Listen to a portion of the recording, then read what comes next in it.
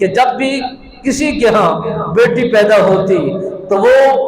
یہ شرم کے مارے سر نہیں اٹھایا کرتے تھے، اس لیے کہ کوئی داماد بنے گا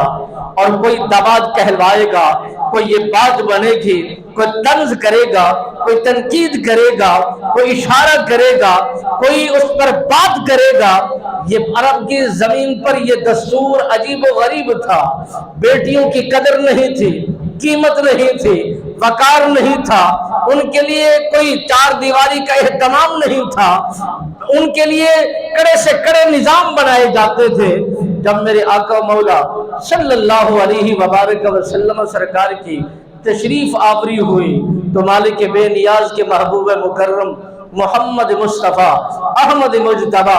صلی اللہ علیہ وسلم سرکار نے واضح اعلان فرمایا، اے عرب کے رہنے والوں، اے عرب میں زندگی کو بسر کرنے والوں، قبیلوں اور قبیلے کے سرداروں، میں تمہیں نبی ہو کر یہ پیغام دے رہا ہوں۔ اللہ نے یہ پیغام بھیجا ہے، جس کے ہاں بیٹی پیدا ہوگی اس کے گھر کے اندر خدا کی رحمت ہوگی، جس کے ہاں بیٹی نے جنم لیا وہ گھر باغ بہار بن جائے گا، جس کے ہاں بیٹی نے جنم لے لیا اس گھر کے اندر خدا کی رضا شامل ہو جائے گی، خدا کی رحمت برسنا شروع ہو جائے گی۔ بیٹی خدا کی رحمت ہے، اس لیے اس کی قدر کی جائے، اس کی اہمیت کو جانا جائے، اس کی اہمیت کو سمجھا جائے۔ میرے نبی رحمت فخر موجودات صلی اللہ علیہ وبارک وسلم سرکار نے یہ اعلان پہلے سے عرب کی سرزمین پر فرما دیا تھا۔ جب دہیا قلبی نبی رحمت فخر موجودات کی دربار گوہربار میں حاضر خدمت ہوا، عرض کرنے لگا، یا رسول اللہ، میں ایسا گناہگار ہوں، ایسا سیاہ کار ہوں، ایسا بد کردار انسان ہوں، میں نے ان ہاتھوں سے 70 بیٹیوں کو زندہ درگور کیا ہے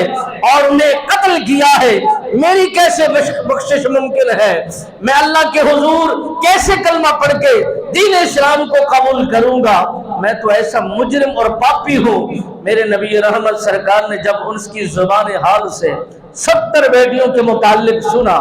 آپ سرکار کی آنکھوں سے آنسو ٹپکنا شروع ہو جاتے ہیں، نیر بہنا شروع ہو جاتے ہیں، بے ساختی کے ساتھ نیر بہائے جا رہے ہیں۔ میرے نبی رحمت سرکار نے فرمایا، تو یہ 70 بیٹیوں کا گناہ کر کے آیا ہے، اور تیرے طبقات اور تیرے برادری کے جو قبیلے ہیں وہ 700 قبیلے تیرے محتاط ہیں۔ اگر تو دین اسلام کو قبول کرے گا، اس کی چاشنی کو قبول کرے گا، اپنے دل و دماغ کے اندر محمد عربی سرکار کی محبت کو اجاگر کرے گا، تو سن لے، تیرے اسلام قبول کرنے سے کئی قبیلے، کئی برادریاں، کئی جوان، کئی انسان، کئی بوڑھے، کوئی جوان نبی سرکار کے دیوانے ہو جائیں گے اور انہی کا کلمہ پڑھ کے دین اسلام کی باؤنڈری میں داخل ہو جائیں گے۔